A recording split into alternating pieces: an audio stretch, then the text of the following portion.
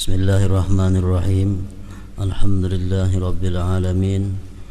Wassalatu wassalamu ala ashrafil anbiya'i wal mursalin Sayyidina wa maulana Muhammadinil amin wa ala alihi wa sahbihi wat tabi'in wa man tabi'ahum bi ihsanin ila yaumiddin, amma ba'd.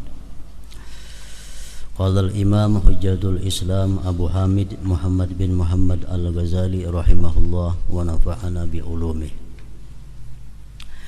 Ali bin Abi Thalib radhiyallahu anhu wa karramallahu wajhah, apabila datang waktu salat maka ia guncang dan wajahnya berubah warnanya. Maka ditanyakan kepadanya, "Hai Amirul Mukminin, ada apa engkau?" Maka ia menjawab, "Datanglah waktu amanah yang ditawarkan oleh Allah kepada langit dan bumi dan gunung. Lalu langit, bumi dan gunung itu enggan untuk menanggungnya dan khawatir akan mengkhianatinya, dan saya menanggungnya."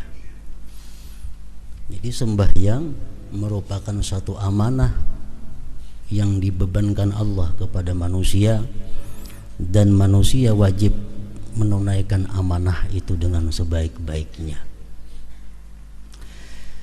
Sembahyang apabila tidak beres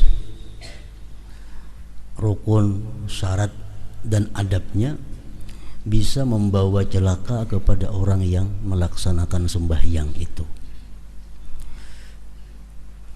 Karena itu adalah amanah.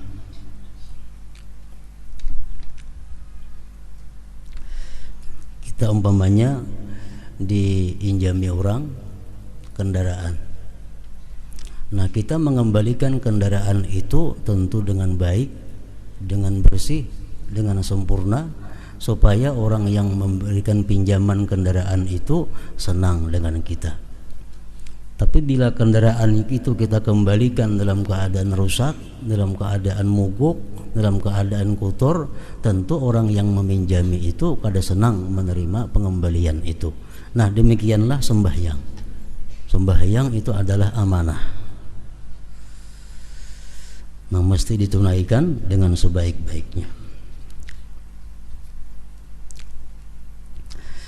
Dan diriwayatkan dari Ali ibn al-Husain, Ali Zainal Abidin, cucu Sayyidina Ali bin Abi Thalib, bahwasanya apabila ia berwudu maka rupanya menjadi pucat. Lalu keluarganya bertanya kepadanya, "Apakah sesuatu yang menimpamu ketika berwudu?" Bila berwudu pucat, "Kenapa?" ujar nangkula ka itu. Nah, maka ia menjawab, "Tahukah kalian di hadapan siapakah saya mau berdiri?" Artinya, tahukah kalian aku ini bakal menghadapi siapa? Aku bakal menghadapi Allah Subhanahu wa ta'ala. Nah, ini menunjukkan ketinggian ma'rifat daripada Imam Ali ibn al-Husain radhiyallahu anhu. Karena para ulama sufi mengatakan, "Man arafallah habahu."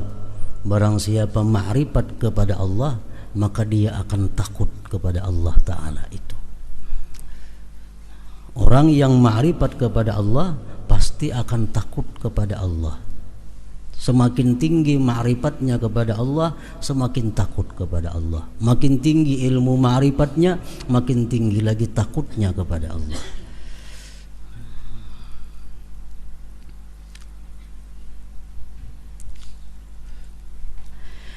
Diriwayatkan dari Ibni Abbas radhiyallahu anhuma bahwasanya ia berkata, Daud sallallahu alaihi wasallam dalam munajatnya berkata, "Wahai Tuhanku, siapakah orang yang tinggal di rumahmu dan dari siapakah yang engkau terima salat itu? Lalu Allah mewahyukan kepadanya Nabi Daud, hai Daud, yang tinggal di rumahku dan yang aku terima salatnya hanyalah orang yang merendahkan diri kepada keagunganku. Ia lalui siangnya dengan ingat kepadaku, dan ia menahan nafsunya dari syahwat keinginan-keinginan karena aku. Ia memberi makan kepada orang yang lapar. Ia memberi tempat melindungi orang asing dalam perjalanan, dan menyayangi orang yang tertimpa bencana. Itulah orang yang cahayanya cemerlang di langit seperti matahari. Jika ia berdoa kepadaku, maka aku perkenankan, dan jika ia memohon kepadaku, maka aku memberinya. Aku jadikan di dalam kebuduhan akan kesantunan baginya, dalam kelalaian akan keingatan, dan dalam kegelapan akan cahaya. Perumpamaannya di kalangan manusia adalah seperti Firdaus pada setinggi-tinggi surga, yang sungai-sungainya tidak kering dan buah-buahnya tidak berubah. Nah, jadi di dalam ini wahyu Allah kepada Nabi Daud ini, bahwa Allah Subhanahu wa ta'ala menerima sembahyang itu bukan hanya sekedar khusyuk seseorang,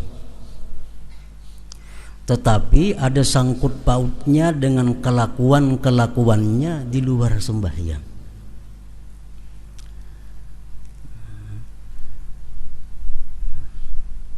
Disimpulkan di situ bahwa Allah menerima sembahyang seseorang apabila orang tersebut punya akhlak. Pertama, tawadhu.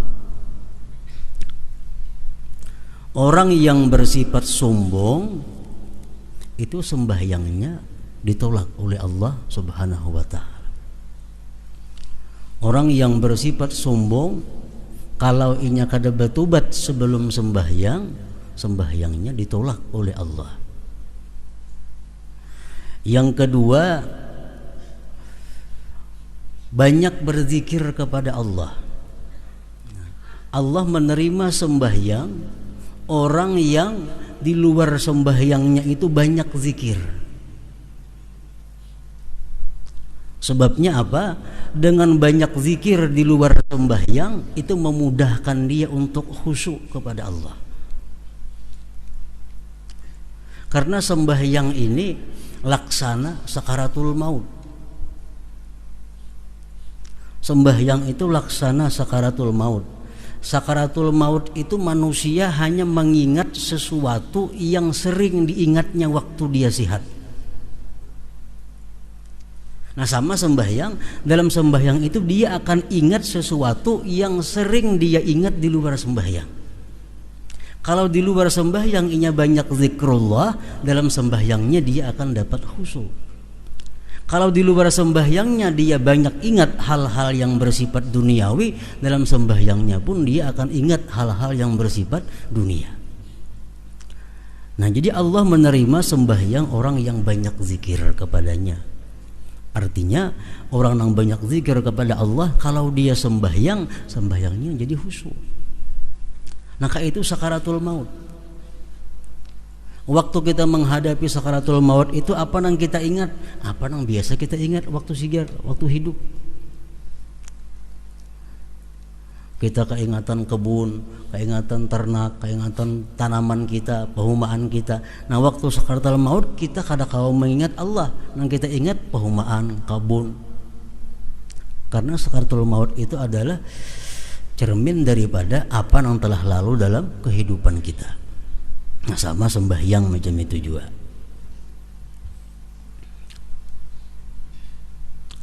Ketiga, menahan diri dari yang dilarang Allah karena Allah. Allah menerima sembahyang orang yang mampu menahan diri dari yang dilarang Allah karena Allah. Kalau orang menggibah umpamanya, tuntung menggibah sembahyangnya kada diterima Allah, kecuali dia tobat dahulu sebelum sembahyang. Nah, orang berdusta sembahyangnya ditolak oleh Allah kalau dia belum tobat daripada dustanya. Orang mencuri sembahyang itu kada diterima Allah sembahyangnya sebelum dia tobat daripada mencurinya. Allah hanya menerima sembahyang orang-orang yang mampu menahan diri dari yang dilarang Allah karena Allah. Manusia banyak yang bisa menahan diri dari yang dilarang Allah tapi bukan karena Allah. Nah, ini kada masuk. Amun aku melakukan maksiat ini, mun aku melakukan ini, aku bisa dipecat orang. Nah, ini kada karena Allah. Amun aku melakukan ini, aku akan jatuh martabatku di sisi manusia. Itu bukan karena Allah. Yang dimaksud ini adalah Allah menerima sembahyangnya orang yang mampu menahan diri dari yang dilarang Allah karena Allah. Yang keempat, Allah menerima sembahyangnya orang-orang yang suka membantu fakir miskin.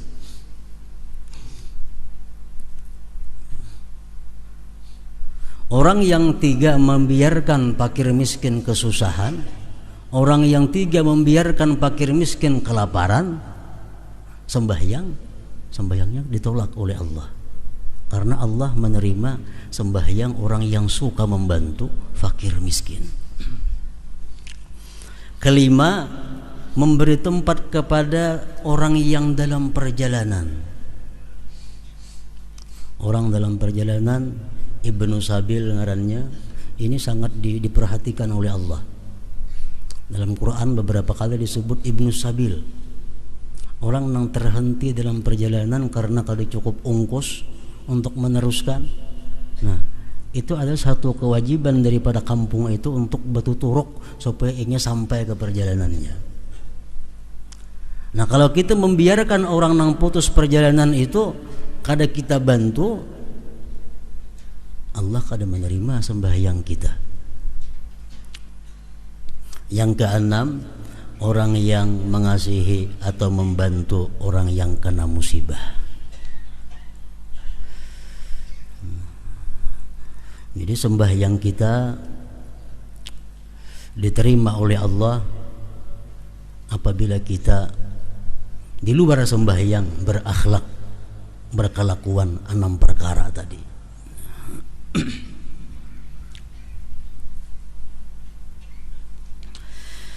Dan diriwayatkan dari Hatimul Asam radhiyallahu anhu bahwasanya ia ditanya tentang salatnya. Hatimul Asam, pian kayak apa sembahyang itu? Ujar orang. Pian kayak apa sembahyang? Lalu ia menjawab, apabila tiba waktu salat maka saya menyempurnakan waktu dan saya mendatangi tempat yang saya ingini untuk salat padanya. Saya duduk padanya sehingga anggota-anggota badanku terhimpun. Kemudian saya berdiri untuk salat. Saya jadikan Ka'bah itu di antara alisku. Siratal mustaqim, jembatan di bawah telapak kakiku. Surga di sebelah kananku, neraka di sebelah kiriku, malaikat maut di belakangku. Di mana salat itu saya duga sebagai akhir salatku. Kemudian saya berdiri antara harap dan takut. Saya bertakbir dengan tahqiq, dengan mantap. Saya membaca bacaan Al-Quran dengan tartil. Saya rukuk dengan rukuk yang merendahkan diri. Saya sujud dengan khusyuk, dengan dikhusyuk-khusyukkan. Saya duduk di atas pantat kiri. Saya bentangkan punggung telapak kaki kiri. Dan saya tegakkan telapak kaki kanan atas ibu jarinya. Dan saya ikuti salat itu dengan ikhlas. Kemudian saya tidak mengetahui apakah salat itu diterima daripadaku atau tidak. Sidin nang sembahyang macam itu nah, sidin belum yakin sembahyang sidin itu bisa diterima oleh Allah. Padahal cara sidin sembahyang itu sudah sedemikian khusyuk, sedemikian luar biasa. Jadi jar sidin, bila aku hendak sembahyang, aku membayangkan Ka'bah itu di antara dua alis. Ka'bah di hadapan. Aku bayangkan batisku ini berjajak di titian Siratal Mustaqim. Aku bayangkan surga di sebelah kananku, neraka di sebelah kiriku, malaikat maut di belakangku, dan aku anggap ini sembahyang yang terakhir dalam hidupku. Nah, hanya di sini aku mengangkat takbir Allahu Akbar. Kalau sidin sembahyang dengan baik, dengan khusyuk, dan itu pun sidin aku belum tahu apakah sembahyangku itu diterima Allah atau kada. Nah, apalagi sembahyang kita nang kada kakaruan. Nang hendak sembahyang sawat aja bergaya. Hendak sembahyang sawat aja berbuat hal-hal nang kada baik, nang kada beradab di sisi Allah. Hanya sembahyang, jauh daripada hatimul asam ini.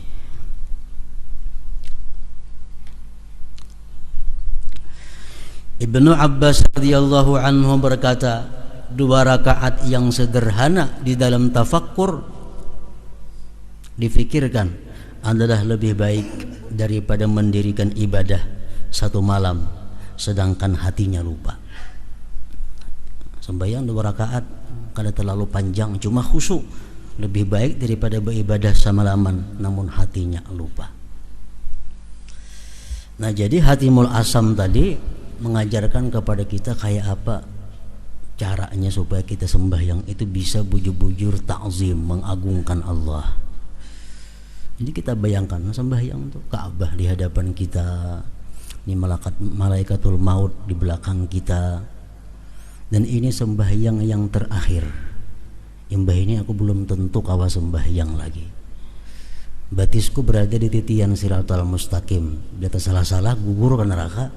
Nah, terus sembahyang kita bisa lurus. Para ulama mengajarkan kita kalau sembahyang 4 rakaat tuh. Sembahyang 4 rakaat supaya kita jangan mau kada ingat 3 kah 4 kah ini rakaatnya. Ini waktu rakaat pertama kita membayangkan kita berada di Mekah. Rakaat pertama. Rakaat kedua kita membayangkan sudah berada di Baitul Maqdis. Rakaat yang ketiga kita membayangkan berada di langit pertama. Di rakaat yang keempat kita membayangkan berada di Sidratul Muntaha. Nah, jadi sembahyang kada mau kada ingat 2 kah 3 kah nih. Nah, jadi begitu kita Allahu Akbar, kita merasa menghadap Ka'bah, kita merasa berada di Mekah. Itu rakaat pertama. Kita berdiri rakaat kedua kita berada di Baitul Maqdis. Rakaat ketiga kita berada di langit pertama. Rakaat keempat kita berada di Sidratul Muntaha. Macam perjalanan Rasulullah sallallahu alaihi wasallam Mi'raj. Nah, karena sebelum Mi'raj dari Mekah ke Baitul Maqdis, Baitul Maqdis naik ke langit pertama terus sampai ke Sidratul Muntaha. Nah, kalau kita sembahyang kau merasakan macam itu, kadang mau sembahyang tak kali 5 rakaat zuhur, asar, isya itu, atau tak 3 rakaat. Namun kita bisa menandak hati yang macam itu.